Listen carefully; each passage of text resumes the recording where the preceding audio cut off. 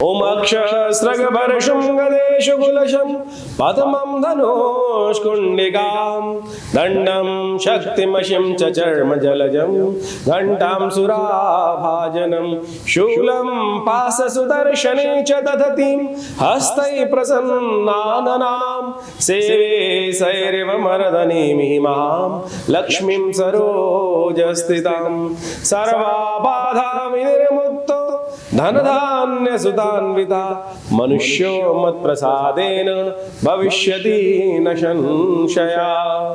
नमस्कार, स्वागत है आपका आचार्य वाणी में। मैं आचार्य डॉक्टर विक्रमादित्य आपके साथ हूँ। आज का विषय हमारा है मकर राशि वालों के लिए सूर्य जो आपका परिवर्तन है, ग्रहों का परिवर्तन सितंबर के मध्यकाल में किस प्रकार का रहेगा। समझ लें, सितंबर का मध्यकाल कई महत्वपूर्ण परिवर्तनों के साथ उपस्थित होता दिखाई दे रहा है, कई महायोगों को लेकर उपस्थित होता दिखाई दे रहा है। चाहे आप बच्चे हैं, चाहे आप वृद्ध हैं, चाहे आप युवा हैं, चाहे स्त्री है, चाहे पुरुष हैं, तो ये समझ लें मकर राशि वालों आपके लिए तो वैसे ही ग्रह नक्षत्रों के दृष्टिकोण से महत्वपूर्ण परिवर्तन का समय चल ही रहा है। शनि की 7.5 अंतिम पड़ाव पर है और ऐसे में जो ग्रहों का परिवर्तन हो रहा है सितंबर के मध्यकाल में, शुक्र का, सूर्य का, बुध का परिवर्तन जो हो रहा है, ये सब का सब बहुत विशेष आपके लिए रहेगा। देखिए, सूर्य महाराज जो है परिवर्तन करके कन्या राशि में जाएंगे। आपकी राशि के अनुसार से बात करें तो भाग्य में जाकर विराजमान हो जाएंगे मकर राशि वालों के लिए। वहीं जो बुध है वो अस्त होकर आपके लिए बुध सूर्य की राशि में ही स्थान परिवर्तन योग बना के बैठ जाएंगे। बुध सूर्य का अष्टम भाव में, शुक्र महाराज स्वग्रही होकर आपके दशम भाव में विजय के योग बनाने के लिए बहुत प्रशस्त रूप से उपस्थित होते दिखाई दे रहे हैं। ये आपके लिए बहुत सुंदर रहेगा। कई मामलों में आपके लिए सफलतादायक योग बनते दिखाई देंगे, तो इसलिए थोड़ा सा भाग्य को सपोर्ट करने के लिए आपको ध्यान रखना पड़ेगा। ऐसे में चंद्र ग्रहण का योग भी है, उसके बाद सूर्य ग्रहण का योग भी है। जी हाँ, 15 दिन के अंदर अंदर 2 ग्रहण पड़ जाएंगे। ये बात ध्यान रखनी चाहिए मकर राशि वालों। क्या कुछ प्रभाव रहेगा आपकी राशि से तृतीय भाव में ये ग्रहण पड़ता दिखाई दे रहा है, तो ध्यान रखते हुए पराक्रम की जरूरत है। पराक्रम पे कहीं अंश दंश ना लग जाए। क्या उपाय करने वो भी हम आपको बताएंगे।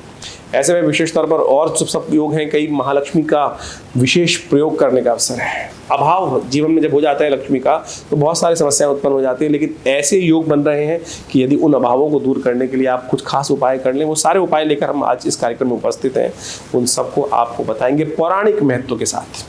हमारा ये कार्यक्रम जो है ना, विशेष तौर पर ज्योतिष का वो कार्यक्रम है कि जो वैदिक ज्योतिष, पौराणिक ज्योतिष के अनुसार से हम आपको समस्त सिद्धांतों को समझाने का प्रयास करते हैं। आज की तारीख में ज्योतिष जो है वो टोटकों वाली ज्योतिष चल गई है। सब लोग बताने की प्रयास करते हैं, लेकिन पंचांग के साथ, पौराणिक महत्वों के साथ, उन सब उपायों के साथ जो पुराण में उपस्थित हैं, जो हमारे उपनिषद इत्यादि में बताए गए हैं, वैदिक रीति से बताए गए हैं, उन सबको हमें समझना चाहिए। और वही हम इस ज्योतिष के कार्यक्रम के अंदर आपके साथ विशेष तौर पर रखते हैं, वही मुद्दे को। तो अब बात कर लेते हैं 11 तारीख की। 11 तारीख बुधवार का अवसर, अष्टमी तिथि है। भाद्रपद मास की शुक्ल पक्ष की अष्टमी तिथि का योग बन रही है और ये अष्टमी होती है बहुत खास। इस दिन राधा अष्टमी हो जाती है और साथ साथ महालक्ष्मी के व्रत 16 दिन के आरंभ हो जाते हैं। ग्रह नक्षत्रों के दृष्टिकोण से देखें तो बृहस्पति के सम्मुख होकर चंद्रमा विराजमान है और ये आपके लिए ओवरऑल गजकेसरी योग का निर्माण कर रहे हैं, जो बहुत सुंदर है आपके लिए। पॉजिटिव रिजल्ट्स को लाने के लिए समय बिल्कुल अनुकूल है। 7.5 चलते हुए भी आप यदि चंद्रमा क्योंकि वृश्चिक राशि में मन थोड़े ढीला है, उसको ठीक करने का आप प्रयास करें। वो ठीक कैसे होगा? भगवत ध्यान से। राधाष्टमी है, राधे का नाम स्मरण करने का प्रयास करें, राधे राधे कहें, चले आएंगे बिहारी, और जहाँ भगवान आ जाएंगे वहाँ समस्त अनिष्टों को दूर करने का योग बन जाएगा। धन लाभ के योग बन जाएंगे, मनोवृत्ति पॉजिटिव हो जाएगी। ग्रह नक्षत्र दिखा रहे हैं इस प्रकार के भाव, और साथ साथ महालक्ष्मी के व्रत आरंभ हो रहे हैं। ये महालक्ष्मी के अद्भुत व्रत है, केवल भूख हड़ताल नहीं है। व्रत का अर्थ आते ही लोगों को लगता है कि 16 दिन भगवान को सामने हठ पूर्वक व्रत के रख के बैठ जाएंगे। नहीं, विधि है। हम इस कार्यक्रम में वो विधि को आपको बताएंगे। अंत में पूरी विधि समझ लीजिएगा, वो क्या कैसे करना चाहिए, कैसे मंत्र जप करना चाहिए, कैसे महालक्ष्मी। ये अद्भुत दिन है। ये 16 दिन यदि आप ढंग से आप भगवती महालक्ष्मी के श्री सूक्त का पाठ कर लें, जो उसको कहा गया ओम हिरण्यवर्णाम हरणिम सुवर्ण रजस्रजाम चंद्राम। केवल लोग क्या करते हैं भाई, उपासना कर लेते हैं, मंदिर में पूजा कर ली, फिर माला पहन ली, जो पंडित जी बता देते हैं 16 गांठ वाली, पंडित जी पूजा करके। लेकिन जो विधि है, वो यज्ञ की विधि क्या है, किस प्रकार से हमने पूरा विधान रखा है। 16 दिन तक आश्रम पे महालक्ष्मी का यज्ञ रहेगा और बड़ी श्रद्धा के साथ जो उसमें भाग लेते हैं, भगवती कृपा अवश्य होती है। हमने हजारों लोगों पर इसका प्रमाण प्रत्यक्ष प्रभाव करके देखा है। पूरा कैसे अनुष्ठान होता है वो भी बताएंगे इस कार्यक्रम में आपको। तो लेकिन पंचांग के दृष्टिकोण से जो मुहूर्त बन रहा है वो बहुत शुभ है, आपके लिए लाभ का योग बनता दिखाई दे रहा है। इस समय को आप यदि सही करते हुए कार्य करेंगे तो बिल्कुल पॉजिटिव रिजल्ट्स देने वाला योग रहेगा। उपाय भी बताया आपको हमने। 12 तारीख की बात करें तो बृहस्पतिवार का अवसर, नवमी तिथि विद्यमान है और इस दिन मूल नक्षत्र है, इसे एक दिन पहले ज्येष्ठा नक्षत्र था। ये दोनों गणमूल के अंतर्गत आते हैं और ध्यान रखना चाहिए यदि इस नक्षत्रों में किन्हीं का जन्म हुआ है तो उनकी मूल शांति अवश्य करा लेनी चाहिए, नहीं तो जीवन पर्यंत जो मूल शांति ना होने के कारण से परिवार में कष्ट, जीवन में कष्ट, पूरे व्यक्ति के जीवन में भी अनिष्टों का योग बनने रहते हैं। 1000 मंत्र नित्य प्रति जप कर कर मूल शांति के 27 दिन तक दोबारा जब नक्षत्र घूम के आएगा तब तक कर लेना चाहिए। यदि कोई संतति जन्म ले रही है तो तुरंत करा लीजिए, इस बात का ध्यान रखें। ग्रह नक्षत्रों को समझ लीजिए। धनु में आ चुके हैं चंद्रमा, 12वें भाव में चले गए हैं। चंद्रमा आपकी राशि के अनुसार से थोड़े ढीले हैं या अननेसेसरी खर्चे बढ़ाने के योग बनाते दिखाई दे रहे हैं। छोटे छोटे मामलों में थोड़ा सा जहाँ एक खर्च करने जाओगे 4 खर्च होने के योग बन सकते हैं, तो थोड़ा हाथ को टाइट रखते हुए और हर चीज़ में आलस को त्यागते हुए कार्य करना, क्योंकि इस दिनों थोड़ा सा क्या होता है कि जहाँ भी आप बैठेंगे अननेसेसरी के लोग आप पर थोड़ा सा दोस्ती यारी में बैठ गए, कहीं बैठ गए तो खर्चे बढ़ाने के लिए आपकी तरफ सरका देंगे, भाई बिल तू पे कर दियो। ऐसी स्थिति बन सकती है। 2-3 दिन ऐसे भारी हैं तो ध्यान रखते हुए कार्य करें। स्वास्थ्य का भी ध्यान रखते हुए कार्य करना जरूरी है। केसर का तिलक लगाना, हल्दी का तिलक लगाना, गुरुजन का सम्मान करना, ये उपाय है, इस दिन को कर लीजिए, ठीक होगा। 13 तारीख के दिन बात करें, शुक्रवार का अवसर, दशमी तिथि। ग्रह नक्षत्रों को हमें समझना चाहिए क्या कुछ प्रभाव उत्पन्न कर रहे हैं। इन दिनों ग्रह नक्षत्रों के दृष्टिकोण से आपकी राशि के अंदर से जो योग बन रहे हैं वो कहीं ना कहीं थोड़ा सा आपको थोड़ा जिद्दी बना रहे हैं। शनि वक्री चल रहे हैं तो इस बात का भी ध्यान रखना चाहिए आपको, तो थोड़ा शनि का उपाय भी लगातार करने का प्रयास करें। 7.5 का अंतिम दौर आपकी राशि के अनुसार से चल रहा है, तो उसके निमित्त ओम प्रांग प्रीं प्रौंग से शनिश्चराय नमः इस मंत्र का जप करें, क्योंकि जो चंद्रमा 12वें भाव में चल रहे हैं वो अननेसेसरी का थोड़ा सा जुर्माना कराने के योग बना सकते हैं, तो थोड़ा ध्यान रखते हुए कार्य करना। सबसे एक सावधानी हर चीज़ के लिए दुर्घटना से बचा सकती है, ये ध्यान रखते हुए कार्य करना चाहिए। 14 तारीख का दिन विशेष परिवर्तन का योग है। चंद्रमा परिवर्तित होकर आपकी राशि में आ जाएंगे, गज केसरी योग का निर्माण कर लेंगे और ये आपके लिए बहुत सारे पॉजिटिव रिजल्ट्स को उत्पन्न करने का योग देगा। 7.5 चल रही है ना, बस उसको कंट्रोल करना है आपको, ध्यान रखिएगा। क्यों? उसके लिए रास्ता एकादशी है इस दिन। 14 जो 14 तारीख है उस दिन शनिवार है और एकादशी का योग है और ये बहुत सुंदर है। शनि की 7.5 का ठीक प्रभाव, नेगेटिव प्रभाव को हटाने के लिए कोई दिव्य उपाय बताते हैं आपको, शायद किसी ने आपको कभी ध्यान नहीं दिलवाया होगा उसको। शनिवार का अवसर और एकादशी का पर्व, कोशिश ये करें भगवान शालिग्राम जी का, भगवान विष्णु का, लड्डू गोपाल जी का पूजन गंगा जल और साथ में तिल मिलाकर करने का प्रयास कीजिए और उसको पंचामृत को ग्रहण भी कीजिएगा। वो जो पंचामृत है उससे स्नान करने के उपरांत जो जल बचेगा वो चरणामृत बन जाएगा। ग्रह नक्षत्रों के दृष्टिकोण से हमने कहा गज केसरी योग का निर्माण हो रहा है, बहुत सुंदर है। और ऐसे में शनि महाराज जो है वो हर कार्य में विघ्न डाल रहे हैं वक्री होते हुए, और इसके लिए ये दिव्य उपाय है। एक घड़ी आधी से पुनियाद, तुलसी संगत सादगी हरि कोट अपराध। तिल का संबंध शनि के साथ है, तिल का संबंध भगवान विष्णु के साथ भी है। कहा जाता है कि भगवान विष्णु से ही उत्पन्न हुआ है तिल, तो ऐसे में भगवान विष्णु को ही उसको समर्पित करके उसको उनका प्रसाद ग्रहण करेंगे तो ये सेहत भी ठीक करेगा, आपके शनि के दोषों को भी हरेगा और पूरा अन्य प्रकार से कष्टों को दूर करने वाला योग बनेगा। 3-4 दिन के लिए, 2 दिन के लिए ग्रह नक्षत्र बहुत सुंदर आपके लिए रिजल्ट देने के लिए योग बना रहे हैं, तो पॉजिटिव होकर कार्य करने का आपको प्रयास करना चाहिए। 15 तारीख का अवसर रविवार, द्वादशी तिथि और इस दिन शनि रवि प्रदोष का योग बन रहा है, ये बहुत सुंदर है आपके लिए। लेकिन एक समस्या ये है कि इस दिन जो वो विशेष तौर पर बुध है, सिंह राशि में चलते हुए बुध, जो अष्टम भाव में चलते हुए बुध अस्त हो जाएंगे। बुध का अस्त होना थोड़ी सी योग्यताओं में कमी लाने के योग बनाता है, थोड़ी सी चीज़ों को मैनेज करने में दिक्कत आता है, थोड़ा सा भार कार्य का आप पर ज़्यादा हो सकता है, फ्रस्ट्रेशन बढ़ सकती है और ऐसे फ्रस्ट्रेशन में ध्यान रखिएगा बुध का नेगेटिव प्रभाव और उत्पन्न हो जाएगा। बुध की एक बड़ी विचित्र योग होता है कि कोई राशि में ग्रह आपके राशि नक्षत्रों में आपका ग्रह अशुभ होगा तो बुध का प्रभाव नेगेटिव हो जाएगा और ऐसे में फ्रस्ट्रेशन बढ़ी तो चीज़ों को मिसमैनेज करने के योग बन सकते हैं। मुख से अपशब्द ना निकले, जब तक ये बुध अस्त है, बुध खराब है, ध्यान रखिएगा बुध और खराब हो जाएंगे, चीज़ों को मैनेज करने में फ्रस्ट्रेशन और बढ़ जाएगी। मुख से अपशब्द ना निकले, हो सके तो एक दिव्य उपाय करने का प्रयास करें। शनि रवि प्रदोष का योग बन रहा है इस दिन, बाई चांस जिस दिन बुध अस्त हो रहे हैं उसी दिन रवि प्रदोष का योग बन रहा है, यानी त्रयोदशी शाम के समय व्याप्त हो जाएगी और रविवार का अवसर है। ये कहीं ना कहीं जो कीर्ति, आपकी प्रशंसा, आपके शौर्य में कहीं ना कहीं थोड़ा सा दाग लगने के योग बन रहे हैं, उसको ठीक करने का अवसर है। कोशिश करें भगवान शंकर के मंदिर में जाकर शाम को उनका रुद्राभिषेक कर उनका जलाभिषेक कर उन पर बिल्वपत्र अर्पित करने का प्रयास करें, ओम नमः शिवाय करते हुए। ये दिव्य उपाय हमने आपके समक्ष रखा है, बुद्ध भी ठीक होंगे। वामन जयंती भी, ब्राह्मणों की सेवा करें। भगवान वामन का इस दिन अवतरण हुआ, जिन्होंने 3 पग में समस्त धरा, समस्त ब्रह्मांड और बाली का विशेष तौर पर महाराज जो बलि थे उन पर भी विजय प्राप्त कर ली, उनका भी विशेष तौर पर जो कष्टों का निवारण कर दिया और उनको भी दिव्य लोक प्रदान कर दिया। ऐसे महाराज बलि का भी उद्धार उन्होंने किया भगवान वामन देव ने। तो ऐसे में बहुत सुंदर है। तो ब्राह्मणों की सेवा, ब्राह्मणों का आशीर्वाद अवश्य लें, गुरुजन का आशीर्वाद लें। ये दिव्य उपाय है, इसको करने का प्रयास कीजिए।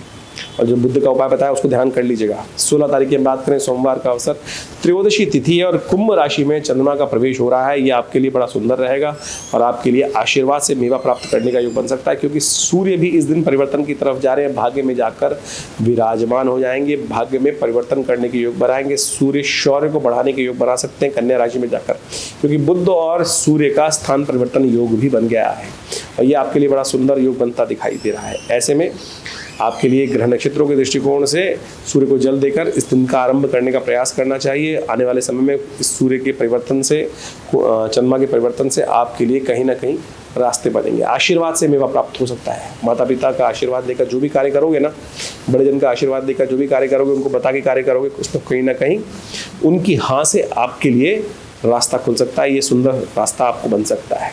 17 तारीख की हम बात कर लेते हैं। उस दिन से श्राद्ध आरंभ हो रहे हैं और ध्यान रख लीजिए, बहुत सारे लोगों के मन में एक समस्या होती है, श्राद्ध कब से आरंभ है, श्राद्ध कब से आरंभ है। तो कारण हम निवारण हम दोनों बता रहे हैं आपको, शंका का निवारण भी कर रहे हैं। चतुर्दशी इस दिन जो है 17 तारीख को मंगलवार के दिन 11:49 तक है, दिल्ली के पंचांग के अनुसार से हम बता रहे हैं आपको।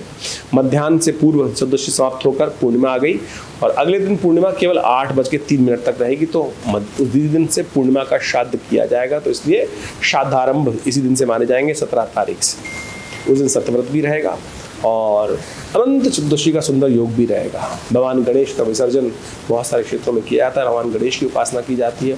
अनंत पुण्यों को प्राप्त करने का अवसर है, लेकिन साथ साथ यदि अनिष्ट करोगे, गलत कार्य करोगे, पाप करोगे तो फिर उसका भी अनंत बुरा फल प्राप्त हो जाएगा। इसलिए इस बात का ध्यान रखना, सुंदर तरह से कार्य करने का प्रयास करें। भगवान अनंत देव जो है, भगवान विष्णु है, उनका पूजन करने का सुंदर अवसर है और उनकी सत्यनारायण व्रत भी साथ में पड़ गया है। देखिए सुंदर योग बन गया है। भगवान अनंत देव और साथ साथ भगवान सत्यनारायण, उन दोनों की उपासना करें। देखिए इस कलिकाल में समस्त प्रकार के अनिष्टों को दूर करने वाले योग बनते हैं। ग्रह नक्षत्रों के दृष्टिकोण से सूर्य, चंद्रमा और शनि की सुंदर युति आपके द्वितीय भाव में बनी हुई है। धन लाभ के योग बनते दिखाई दे रहे हैं, लाभ के योग बनते दिखाई दे रहे हैं। कहीं ना कहीं कोई ना कोई लोन के संबंध में विचार बनने के योग बन सकते हैं। थोड़ा सा उंगली टेढ़ी करनी पड़ेगी, तब रास्ते बनने के योग बन जाएंगे। 18 तारीख की बात कर लेते हैं। 18 तारीख बुधवार का अवसर है और उस दिन पूर्णिमा थोड़ी देर के लिए विद्यमान रहेगी। उसके बाद प्रतिपदा आ जाएगी, प्रतिपदा क्षय हो जाएगी, यानी अगले दिन सुबह सूर्योदय से पहले पहले प्रतिपदा समाप्त हो रही है, तो उस दिन प्रतिपदा का श्राद्ध किया जाएगा।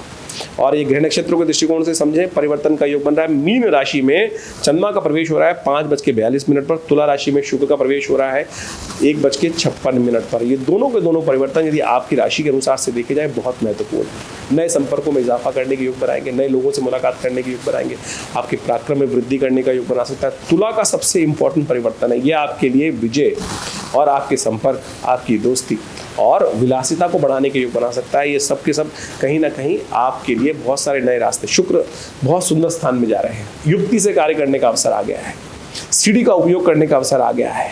जो दोस्त मित्रता बन रही है उसके उपयोग करें, कार्य को सुलझाने के लिए बहुत रुके हुए कार्य पूर्ण करने का योग बनता दिखाई दे रहा है। इसका लाभ आपको लेने का प्रयास करना चाहिए। एक बात और ध्यान रखिएगा, इस दिन ग्रहण पड़ रहा है और हम बात कर रहे हैं मकर राशि वालों के लिए 7.5 भी चल रही है और ऐसे में ग्रहण पड़ना विशेष तौर पर ये आपके लिए थोड़ा सा विशेष तौर पर अच्छा ही योग बन रहा है। इस ग्रहण से आपके कष्टों को निवारण करने का योग बना सकते हैं। 7.5 चली रही है तो कोशिश ये करें, एक तो महामृत्युंजय मंत्र का जप करें इस समय पर, और हो सके तो विशेष तौर पर थोड़ा यज्ञ कर सके तो बहुत सुंदर रहेगा। महामृत्युंजय मंत्र से ही यज्ञ करना और थोड़ा अन्नदान, जितना आपकी सामर्थ्य हो सकती है सतनाजे का दान करना सबसे श्रेष्ठ है। ये ग्रहण आपके लिए अशुभ नहीं है, शुभ होने के योग बनाने की स्थिति उत्पन्न करता दिखाई दे रहा है। ग्रहण का प्रभाव बड़ा विशेष है, समझें ग्रहण का प्रभाव क्या है वो आपको विशेष तौर पर समझ लेना चाहिए। ये चंद्र ग्रहण जो है विशेष तौर पे हमें समझना चाहिए, मीन राशि में पड़ने वाला चंद्र ग्रहण है और ऐसे में ग्रह नक्षत्रों के दृष्टिकोण से इसका प्रभाव भी बड़ा विचित्र होगा। और जिन राशि में चंद्र ग्रहण पड़ता है उनको बहुत सावधान रहने का प्रयास करना चाहिए। मीन राशि वालों के लिए ये जो ग्रहण पड़ेगा वो तो है ही है, मीन राशि पे जो ग्रहण पड़ रहा है, लेकिन इसके साथ साथ ये ग्रहण जो है भारत में अदृश्य है। लेकिन ईरान, इराक, पूरे यूरोप में, अमेरिका में ये ग्रहण पड़ेगा और इसके 15 दिन बाद दूसरा ग्रहण भी पड़ेगा, सूर्य ग्रहण भी पड़ेगा विशेष तौर पे, वो भी ध्यान रखने वाला 2 अक्टूबर को पड़ेगा। तो ये दोनों के दो जो ग्रहण पड़ रहे हैं विशेष तौर पे दिखाते हैं कि कहीं ना किसी राज्य में कोई बहुत विशेष तौर पे घटना घट सकती है। और आप देख ही रहे हैं इस वक्त विशेष तौर पर ईरान, इराक, पूरा मिडिल ईस्ट के अंदर जो हाल चल रहा है वो बड़ा भयावह है। यही स्थिति दिखाती है, प्राकृतिक आपदाओं का योग भी बन सकता है इस समय में, कुछ भयावह स्थिति बन सकती है। तो जो भी कार्य कर रहे हैं हम सावधानी से कार्य करने का प्रयास करें। ग्रह नक्षत्र दिखाते हैं कि रेल इत्यादि की, वायु इत्यादि की दुर्घटनाएं होने के योग भी दिखाई देते हैं। उठापटक का माहौल रहेगा, लेकिन भारत में ये ग्रहण अदृश्य है तो इसके लिए ज़्यादा चिंता की ज़रूरत है नहीं। लेकिन यूरोप इत्यादि, अमेरिका इत्यादि में 2 ग्रहण पूरे मिडिल ईस्ट में जो पड़ रहे हैं 15 दिनों के अंदर में, ये स्थिति अच्छी नहीं दिखाई देता। और वहाँ पर कहीं ना कहीं कई क्षेत्रों में के लिए, राजाओं के लिए, कई क्षेत्रों में लोगों के लिए, वहाँ निवास करने वाले लोगों के लिए भारी रहेगा। तो आप अपने विशेष तौर पर कुछ उपाय अवश्य करने का प्रयास करें जो ग्रह नक्षत्रों के दृष्टिकोण से आपके लिए बहुत जरूरी रहेगा। इन सब चीज़ों को समझते हुए कार्य करेंगे तो आपके लिए अच्छा रहेगा। मकर राशि वालों के लिए वो समझ लें, 19 तारीख का दिन विशेष तौर पर मकर राशि वालों के लिए बहुत विशेष योग बनाता दिखाई दे रहा है। बृहस्पतिवार का अवसर, द्वितीया तिथि और द्वितीया का श्राद्ध उस दिन करने के योग बनेंगे। और द्वितीया शुद्ध रूप से विराजमान, सूर्योदय से लेकर अगले दिन तक सुंदर रहने वाली है। तो इसमें कोई भेद नहीं है कि कब करें कब ना करें। तो द्वितीया का श्राद्ध, जिनका 2 तारीख को गमन हुआ है, वो उस दिन उनके अपने पितरों के निमित्त श्राद्ध, ब्राह्मण भोजन सब कर सकते हैं, तर्पण कर सकते हैं। और यदि कोई दिक्कत आ रही है तो आश्रम में सुंदर व्यवस्था है, आप अपने नाम गोत्र को, अपने पितरों के नाम को बताकर यहाँ सुंदर यज्ञ इत्यादि, गायत्री यज्ञ इत्यादि, ब्राह्मण भोजन की सुंदर व्यवस्था का लाभ ले सकते हैं। ग्रह नक्षत्रों का प्रभाव भी समझ लीजिए। चंद्रमा जो है आपकी राशि के अनुसार से परिवर्तित होकर राहु के साथ तृतीय भाव में विराजमान है और ये आपके लिए सुंदर योग बना रहे हैं। ये आपके समय का आपको सदुपयोग करने की ज़रूरत है, इस बात का ध्यान रखें। बहुत सारे मित्रों के चक्कर में कई बार क्या होता है, बातों बातों में समय निकल जाता है। और मित्र कई बार क्या होता है, अपने कार्यों को कराने के लिए लोग आपके समय को यूटिलाइज कर लेते हैं। बस ध्यान रखिएगा, थोड़ा स्वार्थी बनकर कार्य करने का समय है इस वक्त, क्योंकि सूर्य महाराज भाग्य में बैठे हैं, बुध महाराज चीज़ों को अनऑर्गेनाइज करने के लिए तैयार बैठे हैं। थोड़ा ऑर्गेनाइज करके काम करने की ज़रूरत है, ये आपको ध्यान रखें।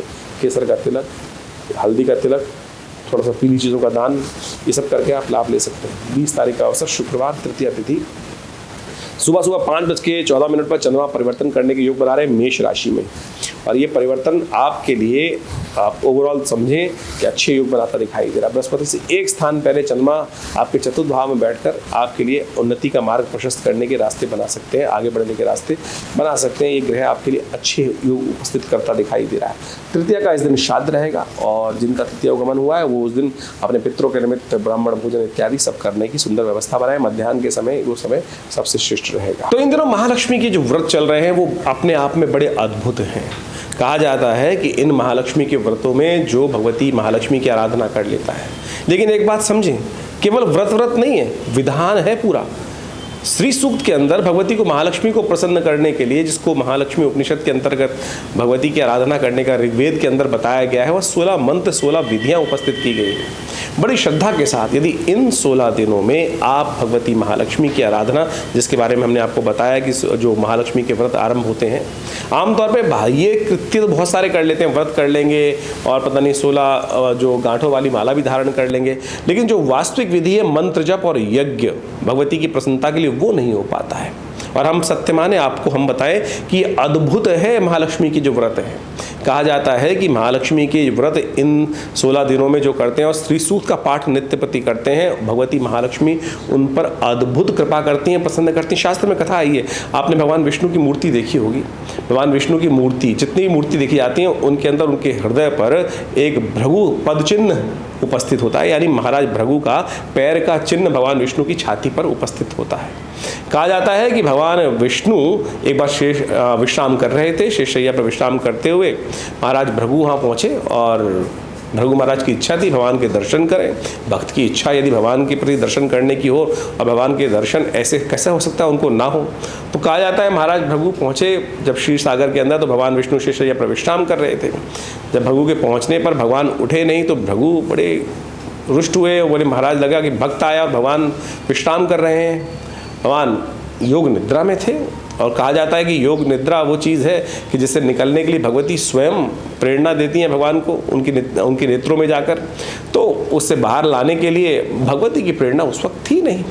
तो कहा जाता है भृगु ने, महाराज ने भगवान के हृदय पर आघात किया, पैर उनमें रखा छाती पर भगवान तत्काल उठे और महाराज आप मेरी दृष्टता क्षमा करें। महाराज भृगु आए और भक्त आए और भगवान सोते रहे। तो भगवान ने तत्काल महाराज भृगु को प्रसन्न किया और कहा महाराज मेरे लायक जो आज्ञा हो बताएं आप। तो भगवान भृगु महाराज के साथ जो भी वार्तालाप भगवान की हुई, लेकिन भगवती वहीं भगवान के पास विराजमान थी। उन्होंने महाराज भृगु से कहा कि महाराज भृगु आपने भगवान का अपमान किया और तो मैं आपको श्राप देती हूँ कि आज के बाद मैं ब्राह्मणों के पास नहीं जाऊँगी, आपके पास नहीं जाऊँगी, आपके पास ऊपर हमारी कृपा नहीं होगी। तो महाराज भृगु ने भगवती के समक्ष बड़े अनुग्रह विनिग्रह के साथ प्रार्थना की कि माँ भगवती ये तो मेरा और भगवान विष्णु का प्रेम था कि जिसको इस लीला के रूप में यहाँ उपस्थित किया गया, लेकिन आपने जो श्राप दिया मैं उसको स्वीकार करता हूँ। लेकिन मैं ऐसे मंत्रों का सृजन करता हूँ कि जो इन मंत्रों का जप करेगा, ब्राह्मण क्या कोई भी वर्ण का व्यक्ति उसको जप करेगा, आपको उनके पास जाने के लिए बाध्य होना पड़ेगा। ये 16 जो दिन है उपासना करने के, उन्हीं मंत्रों की उपासना करने का दिन है।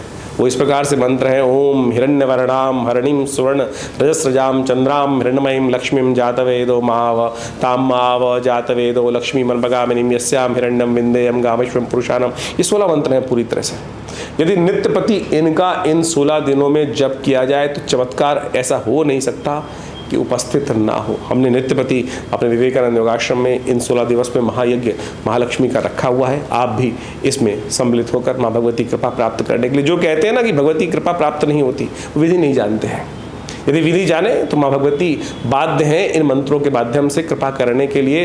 तो इसलिए यदि इन मंत्रों के उपस्थित होते हुए भी आज समाज कहे कि भगवान की कृपा प्राप्त होती नहीं है, बिल्कुल होती है, करने वाले नहीं होते हैं। हमने हज़ारों लोगों के माध्यम से हज़ारों बार इस प्रयोग को करके देखा है। भगवती महालक्ष्मी की अद्भुत कृपा प्राप्त करने का रास्ता अद्भुत रूप से बनता है। तो बड़ी श्रद्धा के साथ इन महालक्ष्मी के व्रतों में भगवान भगवती की आराधना करने का आपको प्रयास करना चाहिए।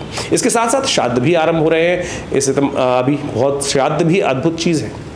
हमारे जीवन में कर्मानुसार हमें कई प्रकार के कर्म करने होते हैं, कई प्रकार के ऋण होते हैं, देव ऋण, पितृ ऋण, मनुष्य ऋण, कई प्रकार के व्यक्तियों को कार्य करना होता है उन सबको निवृत्ति करने के लिए। आमतौर पे लोग कह देते हैं पितृ दोष है आपकी कुंडली के अंदर। दोष नहीं होता, ऋण होता है। दोष नाम की चीज़, पितृ दोष जैसी कोई चीज़ शायद पितृ आप रुष्ट हो सकते हैं पितरों से, पितृ आपसे रुष्ट कभी नहीं होंगे। हाँ, ऋण होता है जो आपने उतारा नहीं तो सिर पे चढ़ता जाता है, भार, कर्म का भार जो चढ़ता जाता है, दुष्कर्म का भार चढ़ता जाता है, वो आपको परेशान करता है, कष्ट करता है। किसी के माता पिता किसी से रुष्ट कैसे हो सकते हैं? वो तो संसार के विपरीत जाने पर भी हमारे माता पिता हमसे कभी रुष्ट नहीं होंगे, इस बात का हमको ध्यान रखना चाहिए। लेकिन ऋण आप नहीं उतारेंगे तो फिर वो आपको जो कहा जाता है चक्रवर्ती ब्याज के तौर पर परेशान करता रहेगा। इस बात का हमें समझना चाहिए। और निवृत्ति के लिए क्या रास्ता अपनाया जाए? अरे सबसे बढ़िया है श्राद्धों में अवश्य बड़ी अजीब परिपाटियाँ हैं। लोगों ने ऐसा व्यवस्था बना दी है कि श्राद्धों के अंदर किसको श्राद्ध करना चाहिए, अरे किसको नहीं श्राद्ध करना चाहिए। अरे हर व्यक्ति को श्राद्ध करना चाहिए, क्या छोटा क्या बड़ा, क्या स्त्री क्या पुरुष। जी हाँ, आज तो बड़ी विचित्र व्यवस्था ही है बन गई है कि बड़े भाई साहब करेंगे, छोटे भाई करते ही नहीं हैं, या वो कर लेंगे हमने नहीं किया। स्त्री कहती है कि पुरुष कर लेंगे हमने नहीं किया। अरे शास्त्र, पिता माता जो पितृ थे वो सबके हैं, ये सबको करने का अधिकार है, सबको करना चाहिए नित्यपति। और उसमें कोई बहुत बड़ी परिपाटी नहीं है, हजारों रुपए खर्च होंगे किसमें। श्रद्धा का समर्पण है। श्राद्ध का मतलब ही श्रद्धा का समर्पण है। खाली श्राद्ध श्रद्धा से ही बना है ना, तो श्रद्धा का समर्पण है। आप केवल जल ही अर्पित कर देंगे तो उसी से पितरों की तर्पित हो जाती है। बस याद उनके निमित्त गायत्री जप करना, उनके निमित्त पितृ गायत्री का जप कर लेना, उनके निमित्त गायत्री मंत्र का पाठ कर लेना, उनके निमित्त जल चढ़ा देना, किसी गरीब व्यक्ति को भोजन करा दें, किसी गऊ का ग्रास निकाल दें, काक का ग्रास निकाल दें, चींटी के लिए ग्रास निकाल दें। और अमुक श्राद्ध तिथि में जिस दिन श्राद्ध आए तो अवश्य तर्पण कार्य अवश्य करने का प्रयास करना चाहिए। बहुत सीधा साधा तरीका है। आप सब इस बात को माने। शास्त्र में अनेक प्रकार से इन समस्त बातों को बहुत सुंदर तरीके से व्याख्या दी गई है, समझाया गया है। लेकिन कुछ तथाकथित लोग इसको प्रपंच के रूप में उपस्थित करते थे। हाँ, कुछ है भी स्थिति ऐसी कि आज समाज के अंदर कुछ प्रकार के ऐसा प्रपंच भी बन गया है कि जिसके अंदर उस संपूर्ण विधि को हटाकर कुछ ऐसी गलत बातें जोड़ दी गई हैं। अभी बहुत दिन पहले मैं किसी चैनल पर लाइव कार्यक्रम कर रहा था, उस व्यक्ति ने मुझे लाइव पूछा कि महाराज आप बताएं कि ये ज़रूरी है क्या इतने लोगों को भोजन कराया जाए, 100 लोगों को, 200 लोगों को, 400 लोगों, पूरे उनके यहाँ परिपाटी थी, गांव के गांव लोगों को भोजन कराने की व्यवस्था, 13वीं के भोजन पर इस प्रकार की व्यवस्था रहती है। शास्त्र में तो ऐसा कहीं नहीं कहा गया कि आप पूरे गाँव को भोजन कराएं। श्रद्धा के साथ अपनी सामर्थ्य को देखते हुए इस बात को, कर्म को करने का प्रयास करना चाहिए। परिपाटी गलत कहाँ से आरंभ हुई कि किसी बड़े व्यक्ति ने भोजन कराया और आप जाके वहाँ भोजन करके आए और उसके बाद आपने उस समाज में अपनी नाक प्रतिष्ठा रखने के लिए, अपनी नाक को बड़ा करने के लिए कि उससे बड़ा परिपाटी मुझे करनी है, तो पितृ तो नहीं, शास्त्र तो नहीं कहता। तो शास्त्र को गलत तरह से इंटरप्रिटेशन करके कुछ लोग तथाकथित तौर पर उपस्थित करते हैं, लेकिन श्राद्ध में जो शास्त्र में जो बात की गई है, जो श्राद्ध तर्पण इत्यादि करने के लिए, तो उसमें तो केवल तिल, चावल, जौ और जल इसकी अपेक्षा, और साथ में आपकी श्रद्धा की आवश्यकता है। तो इस बात को हम ध्यान रखते हुए करें। बहुत सीधी सादी विधि है, आप अवश्य करने का प्रयास करें। हमने कई बार अपने इस चैनल के माध्यम से आपको संपूर्ण विधि बताने का प्रयास किया है और उसको करेंगे तो इन श्राद्धों के दिनों में नित्य प्रति आप अवश्य, पता नहीं जिन जिन आपके पितृ हैं, जिनको आपको याद है, उस दिन तो कम से जिस तिथि पर उनका गमन हुआ है उस तिथि पर अवश्य किसी ब्राह्मण को बुलाकर व्यवस्था हो सके तो भोजन करा दीजिए।